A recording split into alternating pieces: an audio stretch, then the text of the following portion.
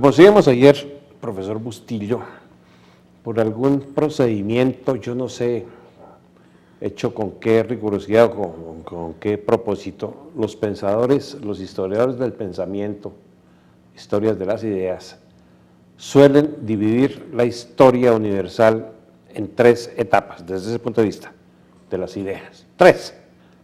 Trinitario se llama eso. Uno de esos pensadores, un gran pensador ya, muy de la época de nosotros, Isaiah Berlin, también divide la historia del pensamiento en tres etapas.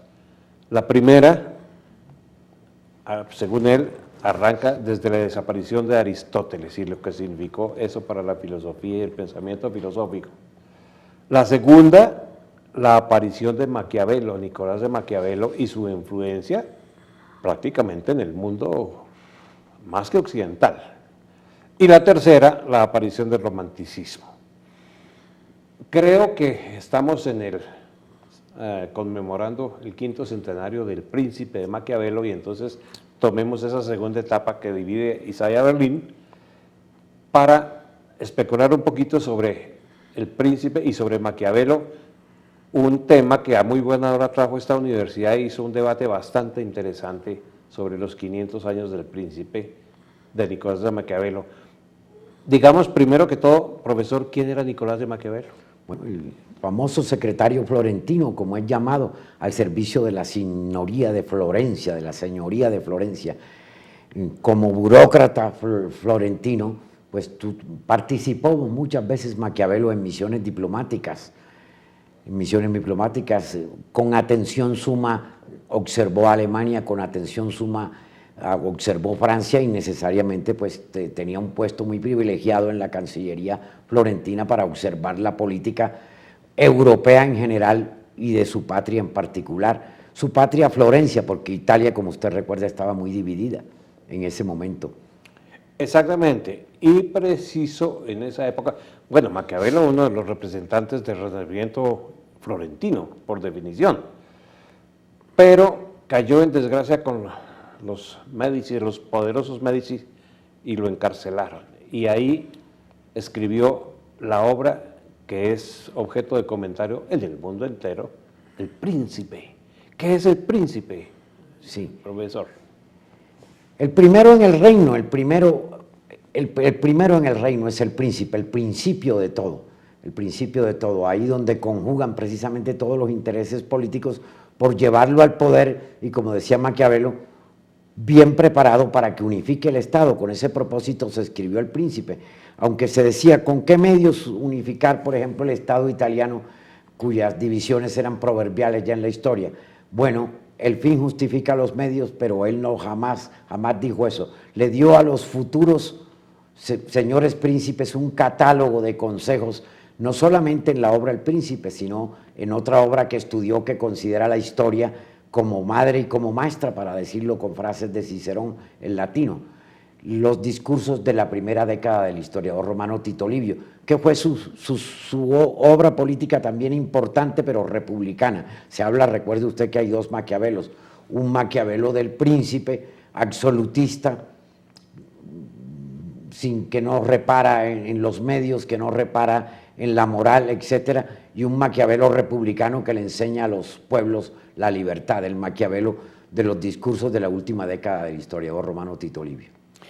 Y me parecería a mí que esa comparación de esos dos Maquiavelos dan origen al maquiavelismo, o eso es otra cosa. Sí, en Europa no se hablaba al principio de maquiavelismo, sino después de que El Príncipe fue escrito y las ediciones se multiplicaban cada año.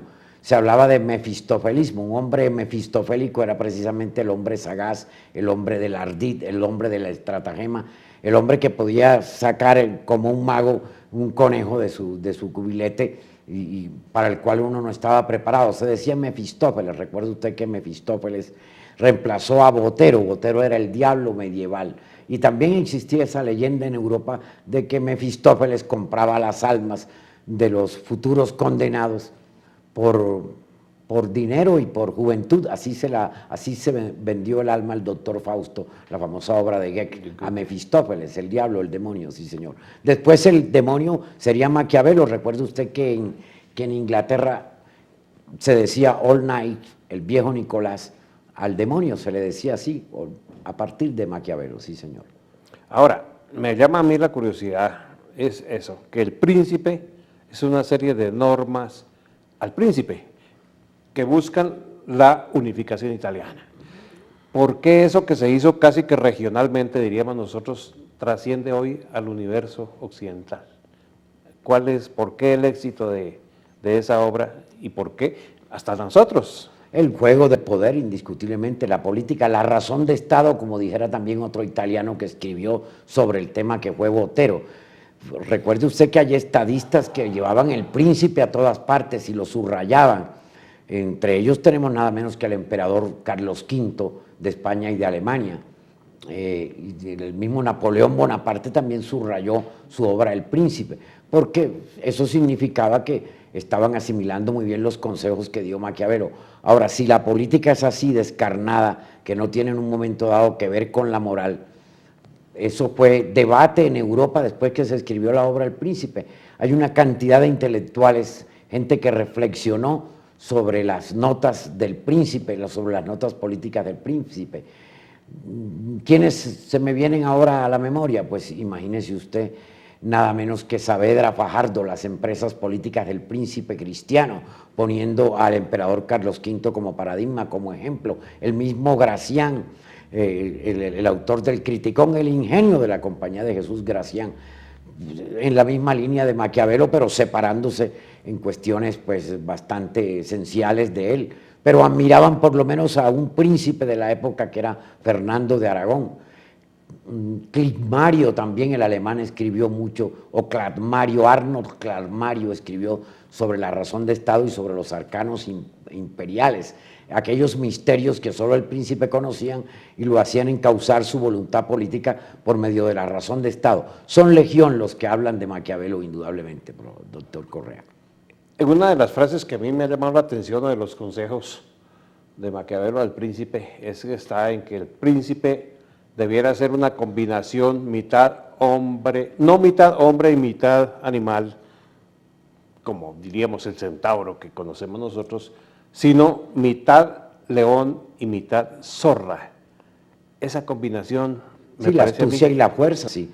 La fuerza, pues Maquiavelo escribe una obra muy importante que se llama también El arte de la guerra, diciendo el príncipe que necesariamente tiene que ser poderoso, tiene que tener un buen ejército y tiene que retirar a todos los mercenarios de sus tropas. ¿Por qué? Porque en últimas el mercenario puede venderse en la mitad del combate, y así sucedió en esas épocas de condotieros. Recuerde usted que no hay ciudad italiana que no tenga un condottiero, una estatua ecuestre de un condottiero famoso, a los que le pagaban una condota, unos mercenarios que recibían un sueldo para defender el Estado. Decía Maquiavelo, no, eso va contra esa posibilidad de que el príncipe sea un perfecto león. El príncipe tiene que ser astuto como la zorra y león, un felino importante para que asuste a los demás príncipes y sepan a qué atenerse cuando se revele como un príncipe poderoso, con fuerza. El arte de la guerra es otra de las obras políticas de Maquiavelo. pero eso de la zorra y el león no se parece mucho a ese mandato evangélico que ser simples como las palomas y astutos como las serpientes. Eso no tiene nada que ver. Bueno, tendríamos que contextualizar el pensamiento cristiano. Recuerde usted que dentro de esos antimaquiavelistas, por decirlo así, está nada menos que Erasmo de Rotterdam, el autor del Elogio de la Locura y el autor también de Un Príncipe Cristiano, que le da consejos a los príncipes que se profesan cristianos de cómo debe ser, por decir así, su maquiavelismo, una razón de Estado que sea cristiana, porque indudablemente el Estado tiene sus políticas, pero tiene también unos límites a esa política, unos mínimos, como se diría ahora. ¿Hasta dónde? Pues se le pondría término a esa razón de Estado que en un momento dado presenta Maquiavelo como todopoderosa y que no se para en mientes de nada. precisamente los cristianos, Rivadeneira entre ellos, sobre el príncipe cristiano, y después otros maquiavélicos, por decirlo así, también criticaron, fíjese usted, a Maquiavelo. Federico de Prusia escribió el anti-Maquiavelo. Son legión, repito, los que se detuvieron o detuvieron su atención y su intelecto en analizar la obra de Nicolás Maquiavelo. Otra frase que a mí me ha parecido curiosa, me ha llamado mucho la atención de Nicolás de Maquiavelo: es mejor hacer y arrepentirse que no hacer y arrepentirse. ¿Cabría eso mucho para muchos príncipes hoy en día, me parece a mí? Es decir, como la política desde los tiempos del Renacimiento tiene una dinámica muy propia, pues cabrían en cualquier momento, se saca del contexto una frase de esas, etcétera, pero se pone en el contexto moderno o contemporáneo. Bueno, Maquiavelo fue moderno en el contexto contemporáneo y de seguro que se encuentra uno con ese espíritu competitivo y que Maquiavelo quiere para su príncipe, para aquel que iba a liberar a Italia de los bárbaros.